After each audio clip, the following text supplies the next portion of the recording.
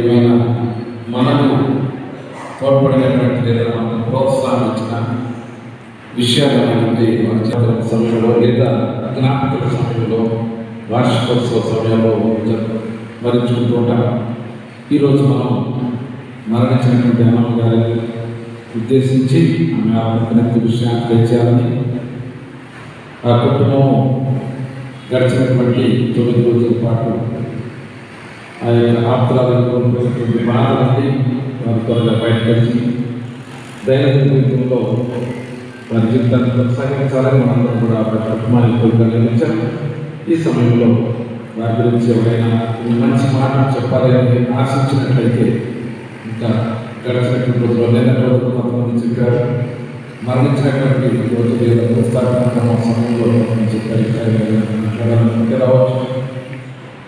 నేను ఈ యొక్క కుటుంబంతో నా గురువు విద్య ప్రారంభించినప్పుడు పరిచయం అయింది.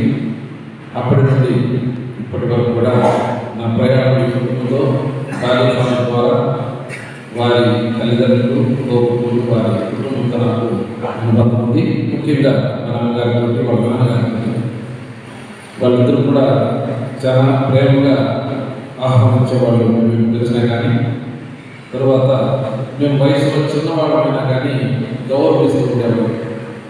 ఫాదర్ గారిని పిలవడం, నాన్నగారు. తర్వాత ఎన్నిసార్లు కలిసి అన్నిసార్లు వచ్చి తల పుచ్చుకొని నిల్చొని ప్రేయర్ చేసి ఆశీర్వదించని చెప్పడం, ఇవన్నీ కూడా మాకు ప్రోత్సాహం కలిగించేటటువంటి పెద్దవారైన వారి యొక్క విశ్వాసము, గురువులు అనేటువంటి గౌరవంతో నమ్మక విశ్వాసంతో ప్రార్థన చేయడం, అంతేకాకుండా మీకోసం రోజు ప్రార్థన చేస్తామని మాకు చెప్పడం, మేము ఇంకా ఎప్పుడు మా యోగక్షేమాలు కనుక్కోవడం, మాకున్నటువంటి అనుభూతులు, దానికి మించి వారు ఒక హైందవ కుటుంబం నుంచి మార్పు పొంది కుటుంబం మారినప్పుడు కూడా ఎంతో లోతైనటువంటి విశ్వాసం కలిగినట్లుగా ఆమె మాటలు కానీ ఆమె యొక్క విశ్వాసాన్ని వ్యక్తం చేయడం మాకు ప్రోత్సహించేటటువంటి విషయాలుగా ఉండేవి. ఈరోజు ఆమెను కోల్పోవడం, కుటుంబంతో పాటుగా బాలికలతో కలిసి ప్రయాణిస్తున్నటువంటి కొంతమంది ఆయన మిత్రులు లేదా ఆయనతో కలిసి గురువుని అభ్యసించిన వారు, ఆయనతో కలిసి పనిచేస్తున్న అందరూ కూడా బాధాకరమైన విషయం. మరొకసారి ఆ కుటుంబానికి సంతాపం తెలియపరుస్తున్నాము. వారి ఫాదర్ గారికి, అమ్మగారు, అమ్మగారితో లేనప్పటికీ కూడా మేము మిత్రులుగా, డాన్ బోస్కో సలేషన్ సహగురువులుగా ఇప్పుడు తోడుగా ఉంటామని, ఆ కుటుంబానికి కూడా మా ప్రార్థన సహాయం ద్వారా ఉంటామని మరొకసారి చెప్తున్నాం. మా యొక్క డాన్ బోస్కో రామత్పూర్ మఠం నుంచి వచ్చినటువంటి మరిదాస్ ఫాదర్ గారు అమ్మ గురించి తనకున్న అనుభూతిని మాట చెప్పాలని ఆలోచిస్తున్నాం. మరణించినటువంటి ఎర్రమవేణి అమ్మ అన్నమ్మ గారి యొక్క గౌరవార్థము భగవంతుడు ఆమె యొక్క ఆత్మకు నిత్య విశ్రాంతిని, మోక్ష బహుమానాన్ని అనుగ్రహించాలని ప్రార్థన చేసుకుంటూ మనమందరము ఒకే కుటుంబంగా ఇది వివరపేయటం చుట్టూ చేరి ఉన్నాం.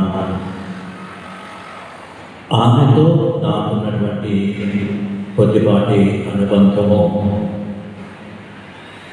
తను అనారోగ్యంతో ఉన్నప్పటికీ తన యొక్క బాధను ఎవరికి తెలియపరచకుండా తనలో తానే బాధపడేది.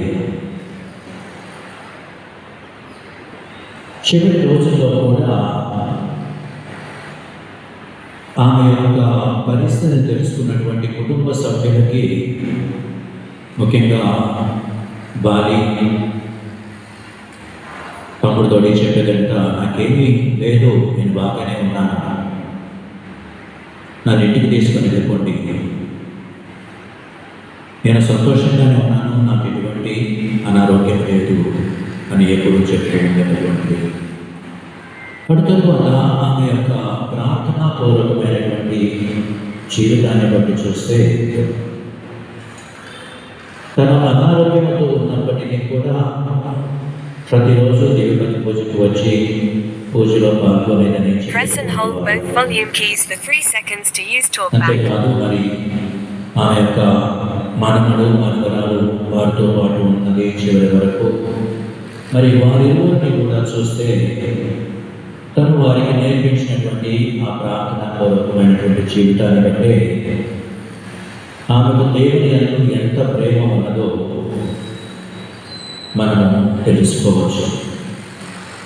మరి ఈరోజు బాలి మరి కుటుంబ సభ్యులు వారి యొక్క తల్లి ఎవరైతే వారిని అనునిత్యము ముందుకు నడిపిస్తూ వచ్చిందో వారినే వారు కోల్పోయారు. కానీ ఆ ప్రభు అనునిత్యము వారికి తోడు నీడుగా ఉంటూ బాధ సమయంలో వారికి ఓదార్పును అనుగ్రహిస్తూ అనునిత్యము వారిని కాచి కాపాడాలని మనమందరము వారి కోసం ప్రత్యేకంగా ప్రార్థన చేద్దాం. అంతేకాదు మరణించినటువంటి అన్నమ్మ గారికి నిత్య విశ్రాంతిని ఆ భగవంతుడు అనుగ్రహించాలని ప్రార్థన చేద్దాం.